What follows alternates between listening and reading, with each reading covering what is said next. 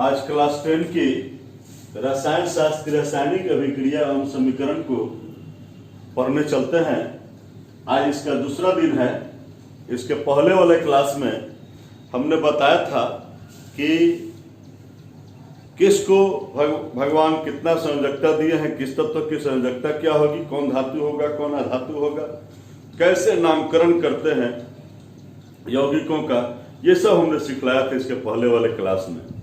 आज हम लोग का जो मेन चीज है रासायनिक अभिक्रिया, जो चैप्टर का ही नाम है, उसको चलते हैं समझने कि रासायनिक अभिक्रिया क्या है।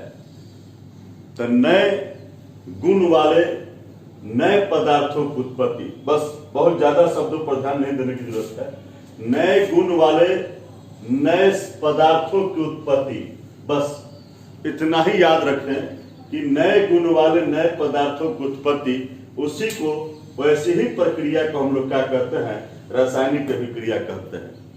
वैसा कोई प्रक्रिया, वैसी कोई क्रियाकलाप जिसमें नए गुण वाले नए पदार्थों की उत्पत्ति होती है, तो वही हमारा रासायनिक अभिक्रिया कहलाता है।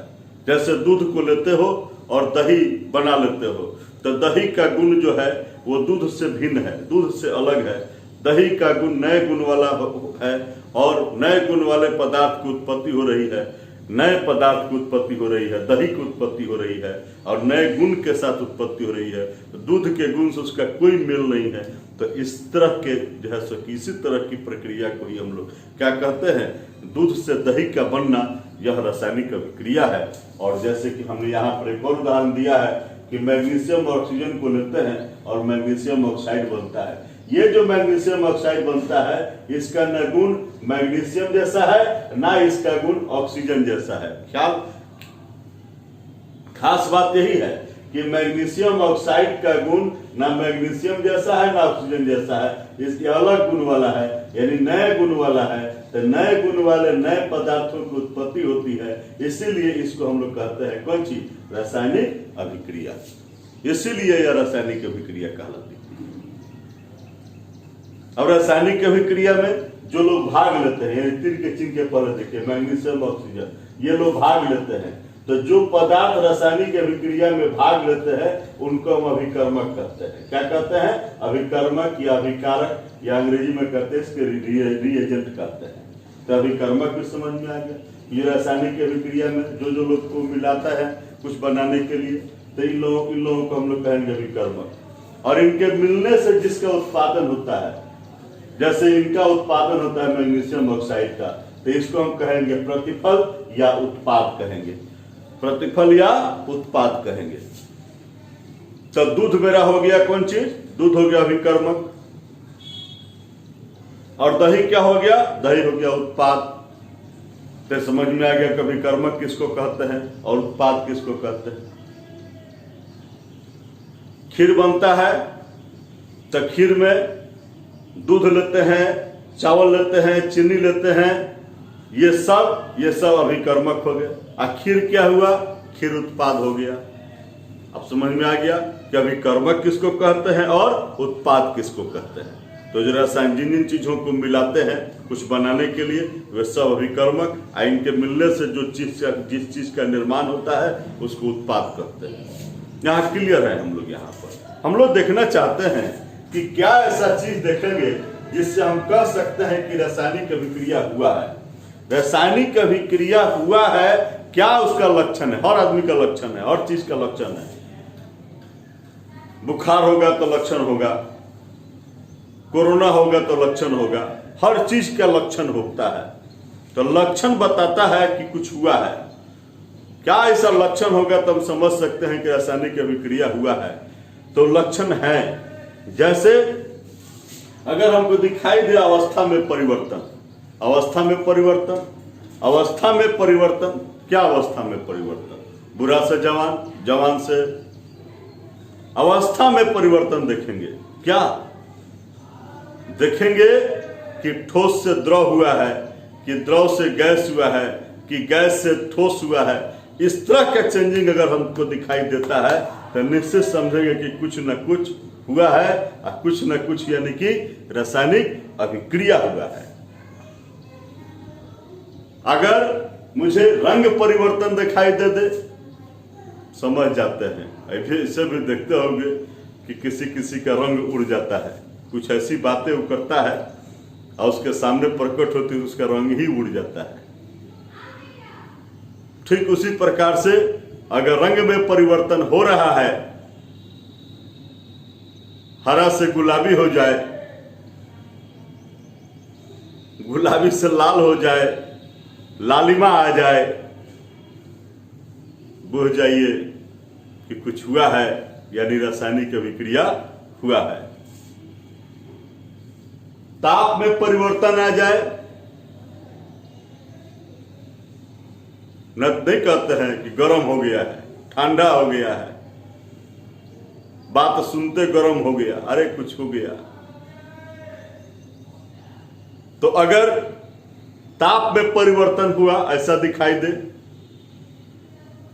तो समझ सकते हैं कि कुछ हुआ है, रासायनिक अभिक्रिया हुआ है। और एक बात,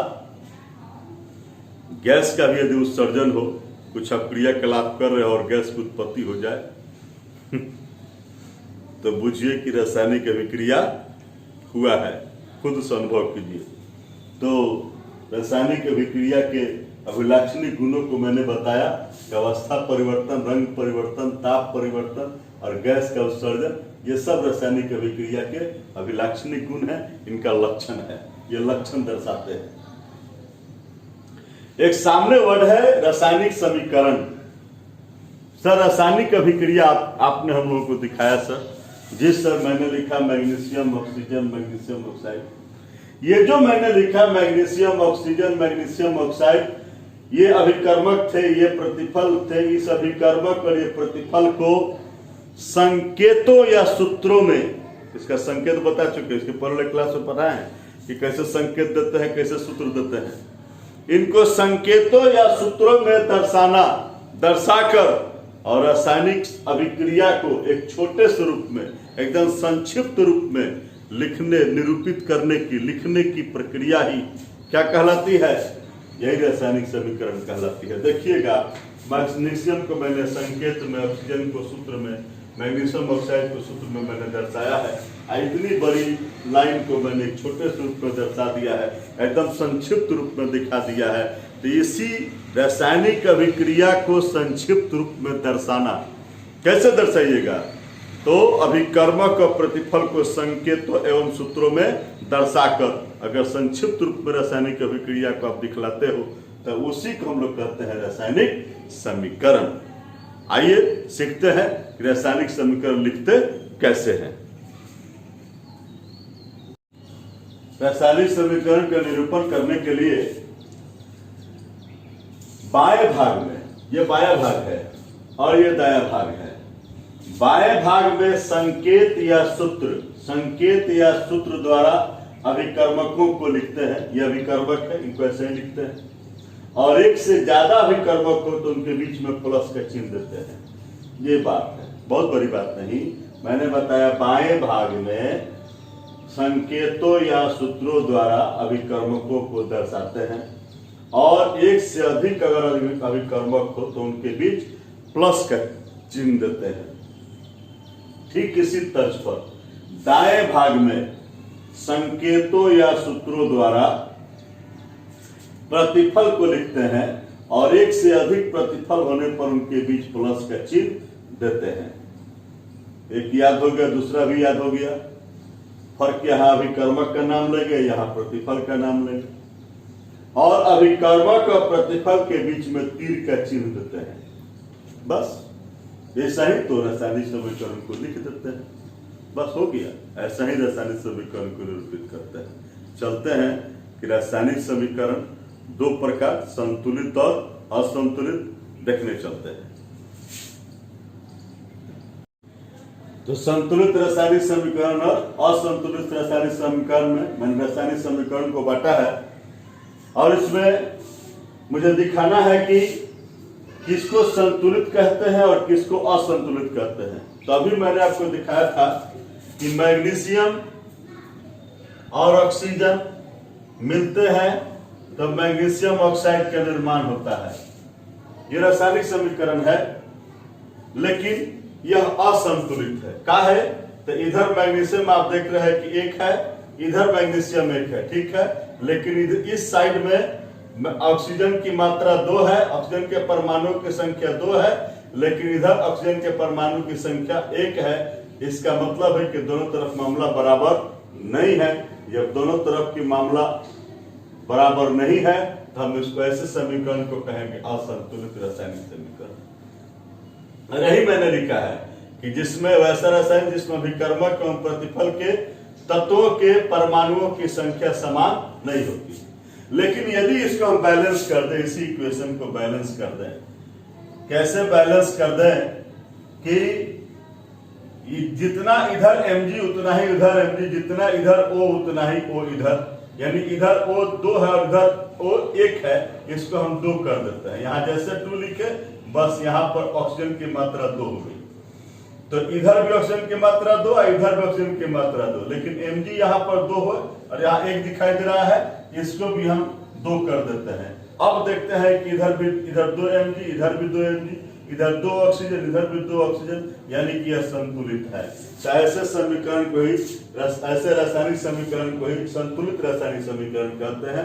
तो मैंने बताया है कि वैसा रासायनिक समीकरण जिसमें विकर्मक एवं प्रतिफल के प्रत्येक तत्व के परमाणुओं की संख्या समान होती है, संतुलित रासायनिक समीकरण कहलाता है। यही बात मैंने, दोनों तरफ मामला अगर बराबर का हो, तर्जुई का पलड़ा दोनों तरफ बराबर उठे, तो हम लोग बोल जाएंगे कि मामला संतुलन का है, यानी दोनों तरफ बराबर संख्या हो दोनों प्रत्येक तत्व की, तो हम लोग उसे कहेंगे संतुलित। और दोनों तरफ अगर तत्वों के परमाणुओं की संख्या समान नहीं है तो हम लोग कहेंगे यह मामला असंतुलित है, यह असंतुलित रासायनिक समीकरण कहलाता है। लेकिन आज मुझे सीखना है कि कैसे रासायनिक समीकरण को अगर असंतुलित है तो हम उसको कैसे संतुलित करेंगे। आज यही मुझे मुख्य रूप से सीखना है कि कैसे संतुलित करते हैं। चलते हैं, आपको हम कुछ ट्रिक्स द्वारा बहुत आसानी से छोटे रूप में बड़े चीज को मैं छोटा रूप का कर एकदम हल्का कर मैं आपको आसानी से सिखाने का प्रयास कर रहा हूं। चलिए मेरे साथ। तो हम लोग आज बैलेंसिंग सीखकर ही दम लेंगे। ये तय है कि आज हम लोग बैलेंसिंग सीख लेंगे। चलिए सिखाते हैं आपको। मान लीजिए आपको कोई क्वेश्चन दे, इस क्वेश्चन को दे, आप कैसे बैलेंस करोगे। छोटी छोटी बातों को पहले सीख लीजिए, उसके बाद बैलेंसिंग सिखा देते हैं। बैलेंसिंग करने से पहले कुछ चीजों का ध्यान रखिए, कुछ बेसिक चीजों की तरफ ध्यान रखिए। देखिए, मान लीजिए ऐसे क्वेश्चन आपको दिया हो तो आप क्या करोगे। आप पहला काम करोगे, इसको लिखोगे तो इसके पहले जगह छोड़ोगे। ये लिखे S2, इसके पहले जगह छोड़े हुए हो। ये Fe3O4 लिखे, इसके पहले यहां जगह छोड़े हुए हो। S2 लिखे, उसके पहले यहां जगह छोड़े हुए हो। एक बात ध्यान दे दीजिए कि इसके पहले मुझे जगह छोड़ना है, ये काम कर लिए, एक काम हो गया। दूसरा काम करेंगे कि जब भी जोड़ेंगे, एकदम एकदम एकदम एकदम माइंड में उसको सेट कर लीजिए कि जब भी मुझे कुछ जोड़ना होगा, यहां लिखेंगे, चाहे यहां लिखेंगे, चाहे यहां लिखेंगे, चाहे यहां लिखेंगे। यानी कि इसके बगल में यहां पर मुझे लिखना है, लेकिन कभी नीचे नहीं लिखेंगे, कभी यहां नहीं लिखेंगे, कभी बीच में नहीं लिखेंगे, यहां घुस के नहीं लिखेंगे, कहीं नहीं। ये सब कोई जगह नहीं, एक ही जगह है जहां पर आपको कुछ लिखना होगा, कोई अंक तो लिखिएगा। वो कहां जगह है? इसके पहले, चाहे इसके पहले, चाहे इसके पहले, चाहे इसके पहले। क्लियर हो गया? ये दो चीजों पर एकदम ध्यान बरकरार रखिए। कहीं बाकी जगह कहीं लिखा, लेकिन कोई अंक नहीं लिखिएगा, वहीं पर लिखना एक ही जगह आपको दिया जा रहा है कि इसके पहले लिखिए, चाहे इसके पहले, चाहे इसके पहले, चाहे इसके पहले। हो गया क्लियर? बस इस पर दो ध्यान दें, बाकी तो हम यूं काम करा देते हैं आपका। देखते चलिए। चलिए अब चलते हैं बैलेंस करने।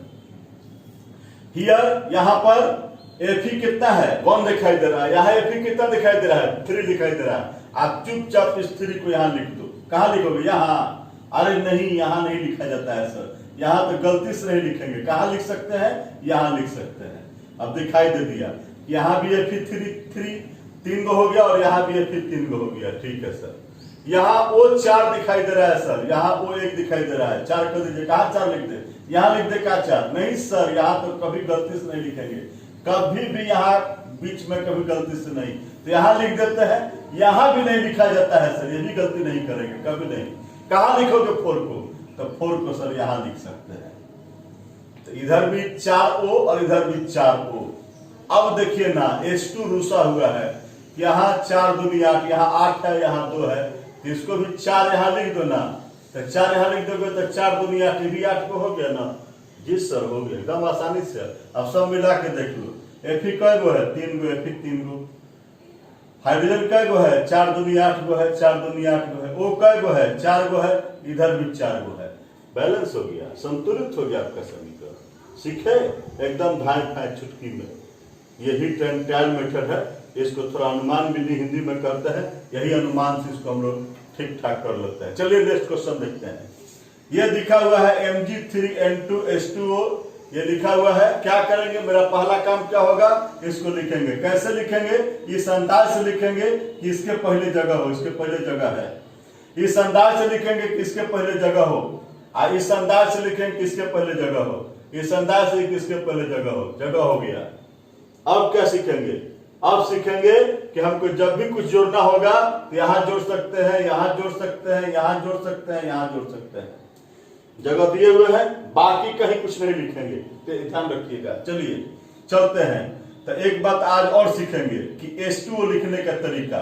जब OH दिखाई दे कहीं तो H2O कैसे हम लिखते हैं, H2O लिखने का नया तरीका सीखिए। H2O लिखने का जिंदगी में पहला बार नया तरीका सीखिए। H2O कैसे लिखे, ये H2O लिखे हैं, देखो कैसे लिखे, HOH नया तरीका से लिखे हैं। चलिए काम अब शुरू करते हैं। चलिए Mg कितना है, 3 है, तो 3 कर दीजिए Mg। कहाँ जोड़ेंगे, यहाँ, अरे नहीं सर यहाँ नहीं जोड़ते हैं। कहाँ जोड़ेंगे, यहाँ, हाँ सर यहाँ जोड़ते हैं। अब चलिए Mg3 हो गया। चलिए बहुत बढ़िया बात। OH को देखिए कै गो है, 2 आई 3, मिलाकर 3 दूनी 6 गो OH है। क्या करें कि OH मुझे 6 हो जाए, क्या करें कि यह OH मेरा 6 हो जाए, तो सर यहाँ जोड़ ना दीजिए 6, तो 6 OH हो जाएगा आपका। जी सर हो गया OH 6 गो, ठीक है। N कै गो है, 2 गो है, तो 2 यहाँ N कर दीजिए, जोड़ दिए। अब H को गिनिए, H कितना है, तो 3 दूनी 6 H यहाँ है, 6 H यहाँ है। सर हो तो गया, सब मिला लीजिए बढ़िया से। Mg3 N2 6 गो H, OH का कितना 6, तो OH यहाँ पर भी कितना 3 दूनी 6 हो गया सर, बैलेंस हो गया। कुछ दिक्कतें नहीं, तो सबसे आसान है सर। चलिए फिर आगे बढ़ते हैं। नेक्स्ट क्वेश्चन, ये क्वेश्चन को लिखे। क्या करोगे, पहला काम इस सब के पहले जगह छोड़ेंगे, जगह छोड़ दिया है, इस सब के पहले जगह छोड़ के रखे हुए हैं। चलिए ये काम कर लिए। दूसरा काम, चलिए मिलाते हैं। एल कितना है, यहाँ पर 2 है, यहाँ कितना है 1 है, इसको 2 कर दिए। अब देखिए आपका खेल क्या है, आपका खेल दिखाई दे रहा है। SO4 कितना है, 3 है, यहाँ कितना है 1 है, तो SO4 3 है, तो 3 कर दीजिए। क्या करोगे तो 3 हो जाएगा, यहाँ डालोगे तो SO4 3 हो गया जी सर। यहाँ OH देखिए कितना है, 3 दूनी 6 गो OH है। कहाँ पर 6 डालोगे, यहाँ पर सर 6 गो OH हो गया, यहाँ पर 6 गो H2 को लिखे है ना, डिजाइन बदल कर देखिए, H2 को डिजाइन बदल कर लिखे हैं, हो गया काम सर। अब मिला लीजिए। L कितना 2 L हो गया, OH कितना 3 दूनी 6, तो 6 OH हो गया, ठीक है। चलिए H कै गो, 3 दूनी 6 गो H हो गया। चलिए SO4 कितना 3, SO4 3, सब बैलेंस हो गया जी सर, एकदम धाए। चलिए इसको बैलेंस करते हैं। क्या करेंगे, इसके पहले जगह छोड़ेंगे, इसके पहले जगह छोड़ेंगे, इसके पहले जगह छोड़ेंगे। चलिए क्या करना है सो देखिए कि एक इधर भी है, इधर भी है, इधर भी है। यहाँ 3 O है और यहाँ पर देखिए 2 और 2 4 दिखाई दे रहा है। क्या ऐसा काम करे कि दोनों तरफ का मामला फरिया जाए, तो हम एक काम करते हैं, इनका 3 उनको देता है, इनका 2 इनको देता है। दे क्या मन किया है देने के लिए, दे देते हैं। इनका 2 उठाकर 2 इनको, इनका 2 तो इनको पहले, इनका 2 इसको दो, तो देते हैं 2 इसको, 2 दे दिए तो ये उसको गया, तो इसको भी 2 देना, तो क्या दिक्कत है, दे दिए। तो 2 गो के हो गया, 2 गो के हो गया, N का 2 गो N 2 गो, अब 3 दूनी 6 गो O हो गया, इधर 2 दूनी का 4 और 2 6, वाह एकदम आसानी से हो गया, कुछ नहीं दिक्कत है। चलिए HCl और O2 को देखते हैं। चलिए तो देखते हैं इस खेल को। HClO2 H2O Cl2। यहाँ H2O को सर आपने H2O ही लिखा है, क्यों? यहाँ कोई OH का मामला नहीं था, इसलिए मैंने वो सही जो करते हो कर दिया है। चलिए चलते हैं, बात को करते हैं हम लोग। इधर 2 गो H है, इधर 1 गो H है, तो 2 गो कर दीजिए इसको। जब इसको किए 2 गो, तो बाकी सब तो लग रहा है कि कुछ गड़बड़ है। हाँ सर, यहाँ 2 गो है, यहाँ 1 गो है, तो इसको 2 गो कर दीजिए ना। 2 गो कर दिए तो H कितना हो गया? तो 1 2 2 का 4, 4 गो H हो गया, तो 4H कर दीजिए, तो 4HCl कर दिए, तो Cl 4 गो हो गए, यहाँ 2 गो है, क्या करोगे? 2 गो कर दोगे, हो जाएगा आपका काम। 2 लिख दिए, हो गया। चलिए सब बराबर है, देख लीजिए मिलाकर। चलिए आगे बढ़ते हैं। KClO3 इसमें देखिए, इसको हम लोग बनाते हैं। चलिए क्या करें कि मामला फरिया जाए। अभी ऐसा सवाल बनाए थे, ठीक है। यहाँ पर KCl है, वो 3 गो है, यहाँ 2 गो है। चले इनका 3 इनको दे दीजिए, इनका 2 इनको दे दीजिए तो 3 इनका दे दिया, 2 इनका दे दिया यहाँ पर। चलिए मामला फरिया गया, तभी ई रुस गया, तो इनको भी रुक कर दीजिए, हो गया, हो तो गया, एकदम क्लियर हो गया, कहीं कोई दिक्कत नहीं है। 2 के Cl 2 गो, Cl 2 गो, और 3 दूनी 6, 6 गो है, 3 दूनी 6 हो गया। चलिए यहाँ आइए, यहाँ का काम करते हैं। एल लिखा हुआ है, चलिए क्या करोगे? SO4 कै गो था? 3 गो। यहाँ कै गो है? 1 गो। इसको हम लोग ठीक कर लेते हैं, इसको हम लोग ठीक करते हैं। चलिए एल कितना है? 2, तो 2 को 2 कर दीजिए। SO4 कितना है? 3, तो यहाँ 3 कर दीजिए। एस कितना हो गया? इसको 3 रुस गया, इसको 3 कर दीजिए, हो तो गया, एकदम कहीं कुछ नहीं है। यहाँ देखिए ये N कितना है? 2, यहाँ 2 कर दीजिए, N 2 हो गया।